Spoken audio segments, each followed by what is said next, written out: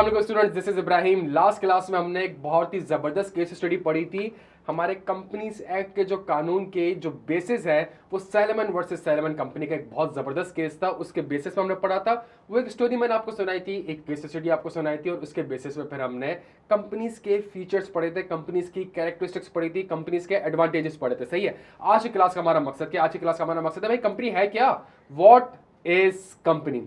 Law इस चीज को कैसे डिफाइन करता है? लॉ मतलब कंपनीज एक्ट 2017 इसको कैसे डिफाइन करता है? कंपनीज एक्ट 2017 कहता है company means a company which is formed and registered under this act और द कंपनी लॉ। सही है। इस कंपनीज एक्ट 2017 के तहत अगर कोई कंपनी बनी है, for example IQ school of finance 18 में लॉन्च हुआ था। जब 18 में लॉन्च हुआ था तो हम लोग कंपनीज एक्ट 2017 के हिसाब से इनकॉर्पोरेट हुए थे, लेट्स से, ठीक है। लेकिन एक और कंपनी है जो 30 साल पुरानी है, तो 30 साल पहले तो कंपनीज एक्ट 2017 नहीं होगा, 30 साल पहले तो कोई और कानून होगा, कंपनीज ऑर्डिनेंस 1984 होगा। तो अगर कोई उस कानून के तहत भी कंपनी बनी है तो वो भी बिल्कुल कंपनी ही कहलाएगी। सही है बच्चों। इस डेफिनेशन में जो मेरा एक चीज़ है, इंशाल्लाह मैं चीज़ आपको डेमोस्ट्रेट करूंगा कि जैसे जैसे एक चीज़ पढ़ते रहेंगे उसमें कुछ वर्ड्स निकलेंगे, उस वर्ड से हम मजीद वर्ड्स पढ़ते रहेंगे और इंशाल्लाह इसी तरीके से लिंकिंग करके इन सारे सेक्शंस को पढ़ लेंगे। इस डेफिनेशन में सबसे जो अहम वर्ड है वो है फॉर्म्ड एंड रजिस्टर्ड। इसका मतलब है कंपनी आपने फॉर्म भी करनी है और फिर कंपनी को रजिस्टर्ड भी करवाना है। सही है। तो फॉर्म करनी है तो कंपनी कौन कौन सी फॉर्म हो सकती है, और रजिस्टर्ड करवाना है तो रजिस्टर्ड किसके पास करवाना है, कैसे करवाना है, कब करवाना है, ये सारे के सारे आगे सेक्शन हमारे पास लिंक होंगे। डेफिनेशन से मैं इंशाल्लाह आपको बहुत से सेक्शंस को लिंक करवा दूंगा। लेकिन सबसे पहली चीज मींस अ कंपनी फॉर्म्ड, भाई किन लोगों को कंपनी बनाना जरूरी है, किन लोगों की ऑब्लिगेशन है। इसके लिए हम आते हैं प्यारे बच्चों सेक्शन 9 में, और सेक्शन 9 हमसे कहता है obligation to register certain association and partnership as companies. Obligation का वर्ड है, इसका मतलब है मैंडेटरी है। ऑब्लिगेशन का वर्ड लिखा हुआ है प्यारे बच्चों, मैंडेटरी है। ये वो सेक्शन है कि जब इंशाल्लाह इस सेक्शन को हम पढ़ लेंगे तो हम बड़े आराम से इस चीज को कंक्लूड कर सकेंगे। जो फला कंपनी है, ये जो फला एसोसिएशन है, या जो फला पार्टनरशिप है, या even IQ school of finance है, क्या इनके ऊपर ऑब्लिगेशन है अपने आप को एज अ कंपनी रजिस्टर्ड करवाना। आए बच्चों सेक्शन पढ़ते हैं, सेक्शन 9। सेक्शन 9 आपसे कहता क्या है? नो एसोसिएशन, पार्टनरशिप और entity consisting of more than 20 persons shall be formed। सही है। वो याद रखिएगा जो आपको कंपनीज की डेफिनेशन, फॉर्म्ड एंड रजिस्टर्ड। सही है। नो एसोसिएशन, पार्टनरशिप और entity consisting of more than 20% shall be formed for the purpose of carrying on any business that has its object the acquisition of gains। ये दो बड़ी important चीज है। सही है। कोई भी एसोसिएशन, पार्टनरशिप और एंटिटी, एक जेनेरिक वर्ड यूज कर दिया, अगर उसमें 20 से ज्यादा लोग हैं, और वो 20 से ज्यादा लोग इसलिए इकट्ठा हुए हैं ताकि कुछ ऑब्जेक्ट, ताकि कोई गेन कर सके, कोई बिजनेस कर सके, उस बिजनेस से कोई गेन ड्राइव कर सके, एंड अनलेस, मतलब इसका मतलब है कोई भी एसोसिएशन, पार्टनरशिप और एंटिटी 20 से ज्यादा लोग इकट्ठे करके कोई बिजनेस एक्वायर कर ही नहीं सकती unless it is registered as a company under this act, and any violation of this section shall be an offence punishable under this section. बड़ी इंपॉर्टेंट चीज है प्यारे बच्चों, बड़ी। ये सेक्शन आप पढ़े तो इसका मतलब है कोई भी एसोसिएशन हो, कोई भी पार्टनरशिप हो, कोई भी एंटिटी हो, अगर 20 से ज्यादा लोग मुश्तमिल हैं और वो गेन कर रहे हैं, वो कोई बिजनेस करके कोई गेन ड्राइव कर रहे हैं, तो उनको कंपनी रजिस्टर्ड करवाना जरूरी है। आईक्यू स्कूल ऑफ फाइनेंस कितने लोग हैं? 20 से ज्यादा लोग हैं, 20 से ज्यादा लोग हैं। सही है। 4 बंदे मार्केटिंग में, 4 बंदे फाइनेंस में, 8 बंदे एडमिन में, 8-10 माशाल्लाह हम टीचर्स हैं। ये कुल मिला के 30-35 लोग हो जाते हैं। क्या आईक्यू स्कूल ऑफ, मैं आपको लॉ पढ़ा रहा हूँ, क्या आप मुझे चैलेंज कर सकते हैं कि सर आपने जो ये एसोसिएशन खोली हुई है, या ये जो एंटिटी है, या ये जो पार्टनरशिप है, सर ये तो इलीगल है, आपके ऊपर तो सेक्शन 9 अप्लाई होता है, और सेक्शन 9 के तहत तो आपको कंपनी रजिस्टर्ड करवाना जरूरी है। आप एक बिजनेस कर रहे हैं, प्रॉफिट कर रहे हैं। प्यारे बच्चों सुनिएगा, 20 से ज्यादा लोग हैं?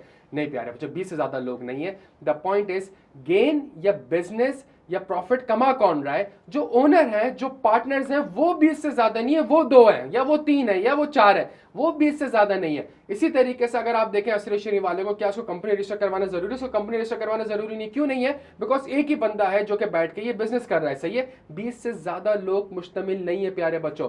लाहौर के जो मेरे बच्चे हैं, बटकराई वाला, सही है, तो बटकराई एक सिंपल इंडिविजुअल है, इसकी 200 ब्रांचेस होंगी पाकिस्तान में, बट चूंकि बंदा एक है और एक बंदा बैठ के 20 बंदे से ज्यादा मुश्तमिल नहीं है, एक ही बंदा है जिसका बिजनेस है और वो प्रॉफिट कमा रहा है, तो वो एसोसिएशन वगैरह कर सकता है, वो एंटिटी एक बना सकता है, उसको कंपनी बनाने की जरूरत नहीं है। ऑब्लिगेशन कंपनी बनाने की जरूरत उनको है जो 20 से ज्यादा लोग इकट्ठे होकर एक बिजनेस करें और उस बिजनेस से कोई गेन वगैरह या प्रॉफिट डिराइव करें, प्यारे बच्चों, सही है। लेकिन सेक्शन कहता है कि कुछ एक्सेप्शंस भी हैं, कुछ एक्सेप्शंस भी हैं। पहली exception, nothing in this section shall apply. Law इतना खूबसूरत लॉ कहता है nothing in this section shall apply to. ये जो मैं आपसे कह रहा हूं सेक्शन के 20 से ज्यादा लोग अगर इकट्ठे हो गए और प्रॉफिट कमा रहे हैं तो उनको कंपनी बनाना जरूरी है, ये सेक्शन अप्लाई नहीं होगा। किन के ऊपर अप्लाई नहीं होगा? पहला, एनी सोसाइटी, बॉडी और association other than a partnership formed और incorporated under any law for the time being in force in Pakistan.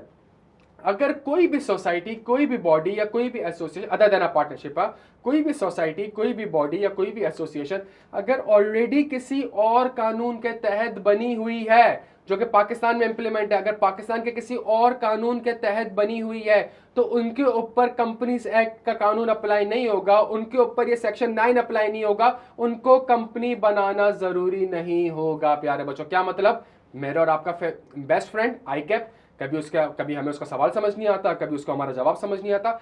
आईकैप एक एसोसिएशन है, आईकैप एक बॉडी है, लेकिन आईकैप एक कंपनी नहीं है। Institute of chartered accountant of Pakistan company नहीं है, कंपनीज एक्ट के हिसाब से नहीं बनी, कंपनीज एक्ट के पुराने कानूनों के हिसाब से नहीं बनी। Institute of chartered accountant of Pakistan अपने एक कानून के तहत बनी है, ऑलरेडी एक कानून के। जब वो ऑलरेडी एक कानून के तहत बनी है तो एक बॉडी के ऊपर आप 2 कानून मुसल्लत नहीं कर सकते, प्यारे बच्चों। इसी तरीके से हम सबने सुना होगा state bank of Pakistan. State bank of Pakistan एक रेगुलेटरी बॉडी है, सारे बैंक्स को मैनेज करती है, सही है, लेकिन state bank of Pakistan company नहीं है। स्टेट बैंक ऑफ पाकिस्तान अपने कानून के तहत बनी है, एक बॉडी है जो कि अपने कानून के तहत बनी है, या ऑलरेडी एक पाकिस्तान में कानून था उसके एक्सिस बनी है, जो कि ऑलरेडी वो एक कानून के तहत बनी हुई है, उसके ऊपर अब कंपनीज एक्ट का ये सेक्शन अप्लाई नहीं होगा। ऐसा नहीं हो सकता कि मैं बैठ के इस कानून के तहत भी बनूं, इस कानून के तहत भी बनूं, इस कानून के तहत भी बनूं, तो मेरे ऊपर फिर अप्लाई क्या होगा? प्यारे बच्चों, तो सबसे इंपॉर्टेंट चीज, नो एनी सोसाइटी, बॉडी और association other than a partnership formed और इनकॉर्पोरेटेड अंडर एनी लॉ। दूसरी चीज, a joint family carrying on joint family business. अगर मेरे घर के अगर एक जॉइंट फैमिली बिजनेस में कर रहा हूं तो इसका एक्सेप्शन का मतलब क्या है? भाई फॉर एग्जांपल मेरा बहुत बड़ा खानदान है और खानदान में हम कुछ 70-80 लोग हैं, 70-80 लोग अगर बैठ के हमारे खानदानी बिजनेस चलता आ रहा है तो हमें कंपनी बनाने की जरूरत नहीं है। हमें, इसका मतलब है 20 से ज्यादा लोग हैं, 20 से ज्यादा लोग हैं जो कि प्रॉफिट डिराइव कर रहे हैं, इसी की एक्सेप्शन है। ये जो कहता है line nothing in this section shall apply, तो ये सेक्शन कहता क्या है कि 20 से ज्यादा लोग, रूल क्या है, 20 से ज्यादा लोग प्रॉफिट कमाने के लिए बैठ गए, आपने कंपनी बनानी है, but nothing in this section shall apply अगर आप एक joint family carrying on joint family business कर रहे हो और अगर आपके मेंबरान 20 से ज्यादा भी हो गए, 50 भी हो गए, आपको कंपनी बनाने की जरूरत नहीं है, प्यारे बच्चों। इसी तरीके से अगर आप पार्टनरशिप कर रहे हैं, आप partnership of 2 or more joint families where the total number of the members of such families excluding the minor member does not exceed 20।